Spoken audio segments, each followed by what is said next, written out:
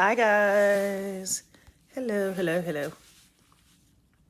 All right. I decided to go live because this is around the time that many of you guys are watching the clock. Because in a minute, probably midnight, you think, your reservations are going to open up for the long awaited reservations for your Viking cruise. So I just wanted to open this up and have a moment for anybody that has question and answer before the reservations open up. And if you're just wondering how does it work, or if you're just curious about it at all, I wanted to just open it up and just, be on here for us to have a little conversation about it. And I'm waiting for some people to join, but for the most part, there are so many different things that you're reading and all this information that you're getting about your cruise. And if you are the person, or if you are the reader in the family, then you've probably read all the materials. But if you're not, you want to pay attention, because this is the time that you want to look and see when your reservations are going to open up. And the reservations and all of those details are really based on your cabin, and it's based on your level, the level of your cabins. That's what determines when you are able to book reservations. And so if you haven't already, you should go ahead and log in, go on and create your profile, log in, and that way when you log in, you'll be able to see on your dashboard there's a countdown that shows how many days until you can log in and schedule your reservations. So there's not going to be a way that you're going to really know about that unless you log in and create a profile. So I don't want you guys to miss out on getting your reservations done ahead of time. So I just want to make sure to bring that to everybody's attention, is make sure you log in, create a profile, and that way you can see how close you are to being able to log in and schedule the reservations. So the other thing that you want to know is, if you're not within the time frame to schedule the reservations, it's not going to even pop up with the restaurants. So you may be looking around and you're trying to figure out where are the restaurants? You want to look for them, you want to figure it out. It's amazing, because when you think about Viking and all the things that you hear, there's very little information until you're kind of inside of the loop, I guess, until you're past the gateway. And I think the reason that you don't get a lot of information until it's within 100 and maybe 90 days before your cruise is that they basically allow people to come in to the portal who are getting ready to travel. So, and people like me, the day after the cruise was over, I'm kicked out of it. It's over. My app, it shuts down, and I was so sad. But some of the other questions that people may ask is there's only 3 restaurants really that you're making reservations for. So it feels like there's a lot of hype around reservations, and then you get on and you're like, wait, seems like it's a lot of work for just trying to get in for 3 restaurants, you know? So it's kind of fun that you're on this pursuit, but then you look at it and you're like, okay, there's 3 places that I'm really making reservations for. So just so you know, that is accurate. So there's not 10 reservations or 10 places that you're trying to make reservations for. So one of the questions that people ask a lot is, well, what about all the other things and all the other places that there are to eat that are not part of these 3? How does that work? And am I going to be able to get in on those? And, so overall, if you're the person that's wondering, will you have the opportunity to eat on this cruise? I mean, the answer is yes. And the other part is that none of the other restaurants require reservations. And not only that, but it's not a wait. So, like, I live in Dallas, and I've, as you guys probably see, travel around a lot, and I have found that there's places, I mean, like here, we have Cracker Barrel. Like at Cracker Barrel, you're probably gonna have like a 45-minute wait for Cracker Barrel for breakfast.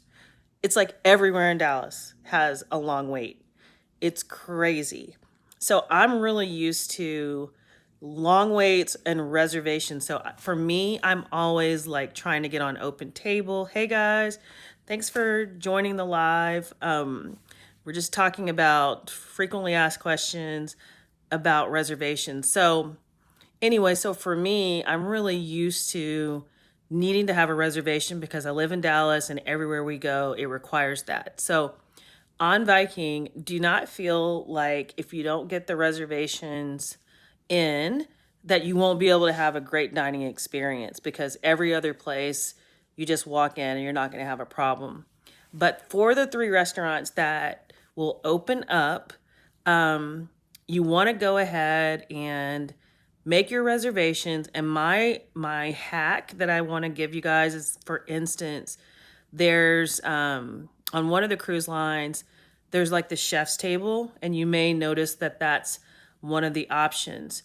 One little hack that I want to share is that I recommend making a reservation there early in your trip, and then making it again later in your trip, or maybe even doing it 3 times. And the reason that I'm giving you guys this hack is because if you're like me, your first thought may be, I'm going to get tired of that restaurant, right? Like, isn't that what you would think? If you're out in the world and you see a restaurant, you're probably not going to go to that restaurant 2 or 3 times in one week. But what they won't tell you, that you will hear here, is that they change the menu completely every third day. Right? I know. So see, that's why you guys are on getting these tips. So if your reservations are opening up tomorrow, you'll know, go ahead and schedule Chef's Table a few times, because they match the cuisine of the place that you're staying, and every 3 days it completely changes. So on one hand, I fell in love with what I had one night. And so I was like trying to come back the next night because I wanted the like the short rib. Oh, is it osobusco? Osobu I can't think. Osobusco. You can give me the comments because I can't remember. But if you are like hoping for a completely different menu, book it on like your Monday and then come back on Thursday. And then the second part is that the great part about going ahead and logging in is that you will get an idea of when you'll be able to book your reservations, and it won't be any sooner than that. So I called, of course, a lot, and I was like, hey, can I book my reservations yet? And they're like, no, not yet. So usually it starts about 180 days out if you're at the top of the cabins, and then it kind of goes from there.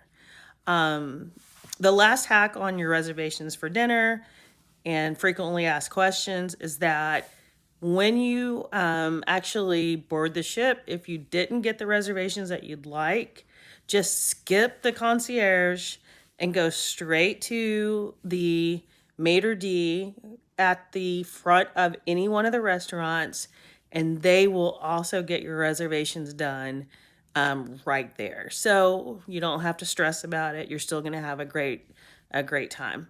And then one of the things that some people have asked, and this is the last question that I had, unless you guys have any, is that you don't have to eat with other people. I shouldn't say don't have to. That sounds kind of bad, right? But if you're used to this group seating thing, or like eat at 6 o'clock and then you eat at 8 o'clock, that's not the way Viking Cruise works at all. Now, we made friends, and then you just invite them to dinner and say, hey, we're going to make a reservation. Do you want to join us at 8 o'clock? But as far as having like these required, like long farm table kind of setups, you do not have to even worry about that. So anyway, do y'all have any questions about anything? I was looking in the comments just to see.